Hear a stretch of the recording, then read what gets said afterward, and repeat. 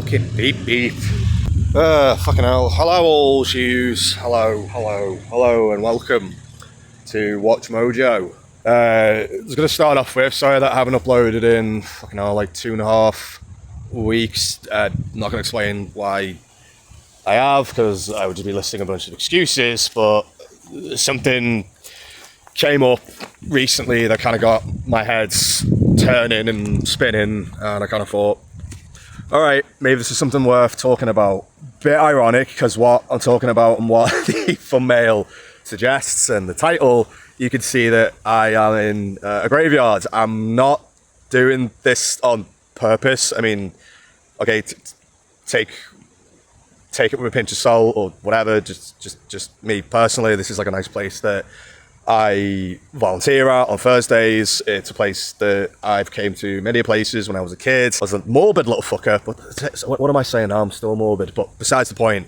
I only just found out last night, Axel Bikiyoki, I'm still not going to pronounce his name correctly, on purpose, because one, it's funny and we can make a bunch of memes out of it, and it's a way to kind of soothe the pain of just an unfair situation. And second of all, like the guy's a shitbag, scumbag, an actual thug. You'll see me and a lot of the guys who I protest with. Maybe they are, maybe they're not, and I'm not saying that there isn't at times thugs.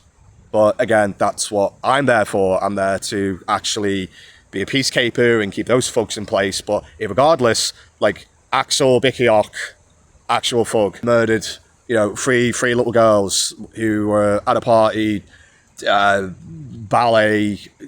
Just it doesn't matter what it was they were doing. They were basically just minding their own business and having a bit of wholesome fun with their friends and their family. And it's sad to think that, you know, just a triplet of little girls don't even have the luxury of doing that anymore without the risk of getting attacked, murdered, raped, all free by an illegal migrant or even an immoral migrant. As I'll say this time and time again, just because something is legal doesn't mean that it's moral. And to add insult to injury, the guy has now got moved from prison, which, as rightly as we can fucking have got it at that point, he was in prison. Now the guy is getting moved into a psychiatric, therapeutic, something along the lines of, I wouldn't even say like Broadmoor Asylum. I don't know exactly where it is he's going, but basically he's going to be getting like psychiatric help. Should I even call him Axel? No, arsehole.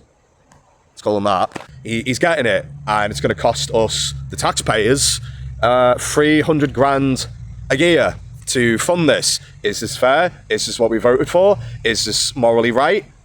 I'm going to mark all three for no for $1 million, because, well, bing bong, yeah, it's not right. And you can already see that I'm starting to get a bit pissed, a bit mad, a bit pissed off. And I kind of want to just paraphrase what I mentioned in a Facebook post, because this is actually a pretty good point, because most of the people that are defending arsehole, you know, are either like the lefty screechers, the Antifa, the dyed haired, can't even explain what a woman is, blah, blah, blah. They tend to try and shift the blame and the responsibility onto like the top 1%, the 10, even the top 10%. Me and myself, I'm for, you know, capitalism, right?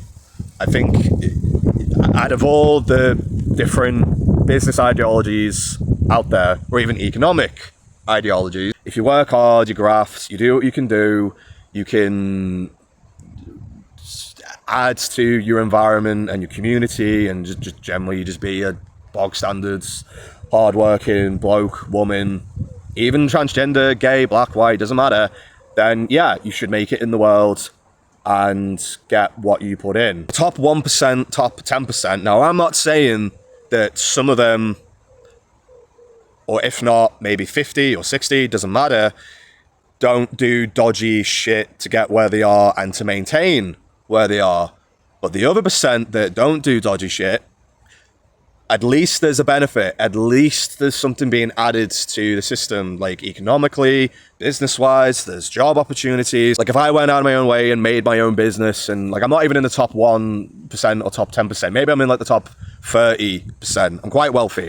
Maybe I'm making like 5k a year because, well, that's what my value is. That's the kind of money I'm generating because I'm employing people, I'm treating people fair, and basically I'm at where I'm at because morally I've deserved it. I've gone about it in the right way. And again, I'm not saying that some guys don't, but I'm just saying me specifically, if I were to go about that route, and you know, I'm trying to, like, I'm earning that amount of, you know, 500k a year because I've earned it. And along the journey, I'm giving people other opportunities, I'm helping people up. I mean, in my mind, I'd like to think in a capitalist society, like those who work up the ladder, the pyramid system can bring people up as well. But what a lot of lefties like to do is basically whinge and complain and say about how if you're a capitalist and you make a load of money, then you're inherently evil. Well, if that's the case, can you then start applying this to your group and this arsehole Icky Bakayoko? Because it's costing us 300 grand a year to house this guy, give him therapeutic treatment, basically give all these things that he doesn't deserve, he hasn't earned, he shouldn't be getting in the fucking first place.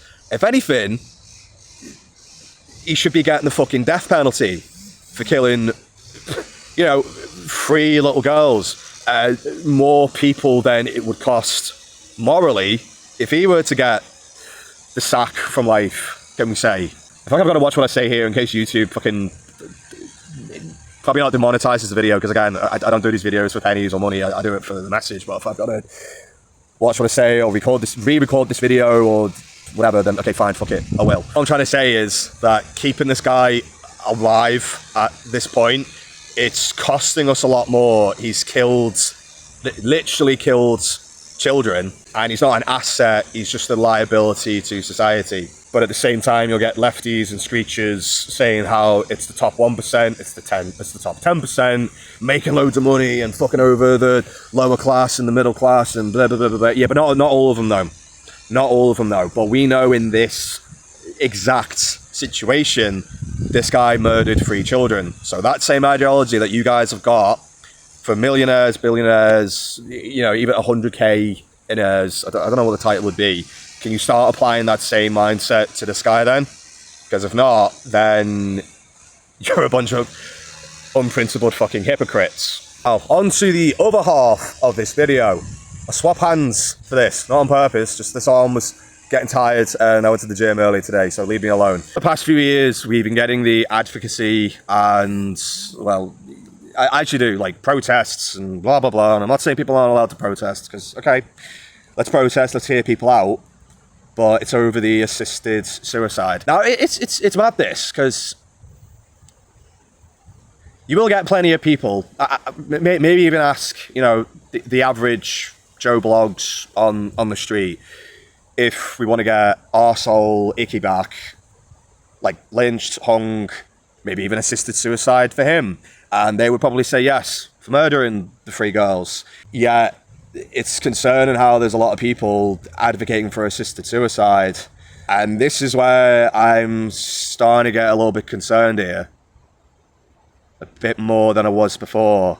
Because if we're living in a government, a society that has a majority of people that want Axel to, like, legit be punished for what he did. Not pampers, not look after, not another strain onto the taxpayer that nobody's asking for, no one's voted for. It's basically just like an authoritarian state. But in the background of it, we've got people advocating for this assisted suicide. Now, don't get me wrong, I know it's for terminally ill people, I know it's for people who are pretty much on their way out, not living the best quality of life. Now that I can somewhat understand.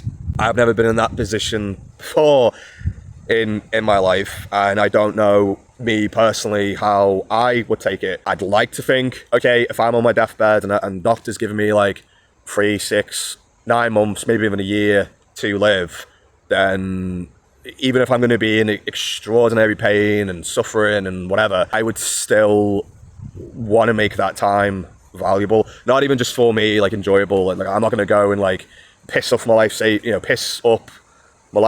up the wall. I would want to do all it is I can to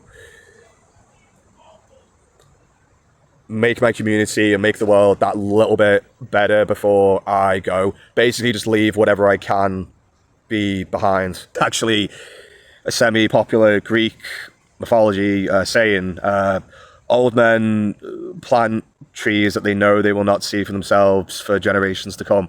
But basically, like, you do things that you're not gonna reap the benefit of yourself, but the generations to come, they'll be able to have a better start to life than you did. I mean, fuck, there's even the massive cathedral church in Liverpool. The guy who designed that, he actually passed away before the church was even built. It took like 150 years to get it done, to get it built, but irregardless, it still got built. You still have people going to it, you have people visiting it. You know, Christian, Protestant, Catholic or not, I'm not sure what church it is specifically, it's still a place for people to come together, people to get some sense of peace, maybe some sense of belonging, maybe some sense of contentment, whatever it is. But basically that guy, that was his, you know, legacy. Even for people who are terminally ill, and, you know, I can sympathise and empathise as best as I can. You know, you would still have time. You would, or those who are watching who are, you still have got time to make the best. And again, this is your choice. This is what, because I'm not saying what people can or can't do, irregardless. I would just like to think if I was in the same position, I would try and make the best of the situation, irregardless of whatever the fuck I was going through. I'd rather do all I could for those around me that care about me and loved me and stuff I did for them, opposed to just calling it quits when I'm gonna die anyway, because there's not really much to get out of it. There's not really much to, and I don't even want to say like financially or even like materialistically, just what is dying gonna do sooner for like those around you. I'm going off on too much of a tangent. Just all I'm saying is I feel like it's a little bit of a double standard here, because on this one side of the, you know, the UK, you have people like Axel, who has killed 3 kids. He's getting looked after. It's going to cost 300 grand a year for the taxpayers that he hasn't earned, he hasn't deserved, he hasn't even added anything to the system. He's just a fucking liability to all the rest of us. The other people who have, you know, men, women, children to look after themselves. So even after killing the 3 little girls, he's still having an effect on other people's lives.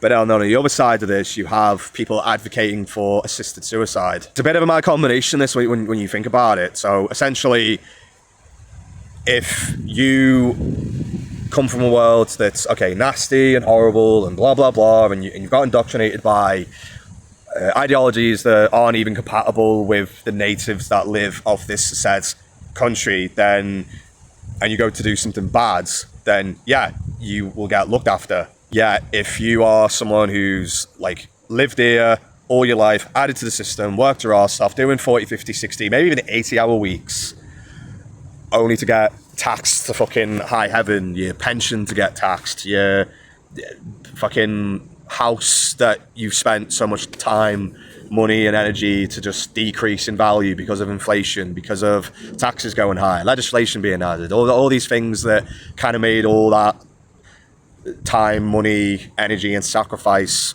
for nothing. If you're on your deathbed and you've basically hit the point of, do you know what, I'm fed up, I've had enough, fuck it, I might as well just go, and that seems to be an easier option.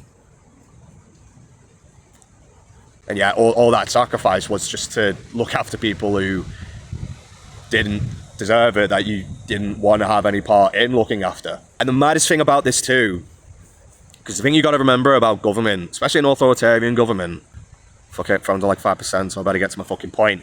I've said this in many videos in my protests. Like, government will take 2 steps forward, let everybody get pissed off, let them calm down, and then they'll take 2 steps forward, piss everybody off, and let them calm down, another 2 steps forward, and basically it's gone from this to this. How do we know that the terminally ill circumstance for assisted suicide will only be a stepping stone to normalize it? Say for people who, okay, like myself, who has had mental health, has had depression, anxiety, who is potentially BPD, because you've seen in my videos, I have a tendency to go from like this to that, like a fucking crash or whatever, for them to get the option to just be like, all right, I've had enough, I'm just going to go and get myself assistedly taken off. But all this sacrifice, taxpayers' money, time, energy that people are all going into, instead of all this going into helping people out of these mental turmoils, out of depression, out of mental suffering, instead of that, well, saying that, it's going towards people who don't fucking deserve it. All that money is now going to go towards helping people, not help them out of the hole that they're getting out of, but helping them to stay in it forever, i.e. the assisted suicide. And it's scary when you think about it, because if people live in a world that's unfair, unjust, immoral for long enough, and government has done this 2 steps forward, 2 steps forward, 2 steps forward, and people have gotten exhausted, people have gotten fed up, basically people have just given up, and then that easier option then becomes normalized, what the fuck is going to happen?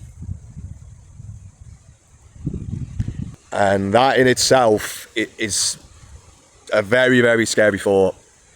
A very scary thought. I didn't mean for this video to kind of end on such a depressing note, but that's the world that we're going to be living in the next 5, 10, maybe even 3 years. And,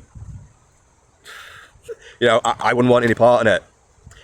So, you know, for all you like patriots out there, guys, common sense, far right, right wing, maybe even left wing, you know, neutrals or whatever, let's keep fighting this good fucking fight, because we wouldn't want this future for ourselves, let alone the generations to come. Like I mentioned before, old men will plant trees that they know that they won't see for themselves for generations to come. Let's keep it at that. Anyway, I'm going to end it there. Camera's fucking dying. The sun is literally shining right on my face. Is this God? Hello, God. Are you shining your light upon me? Am I one of your spokespeople? I mean, I'm not saying I'm like the best thing since sliced bread, but whatever. I mean, all I am is just like a guy who just wants a better future, who's not a hero, not a fucking messiah,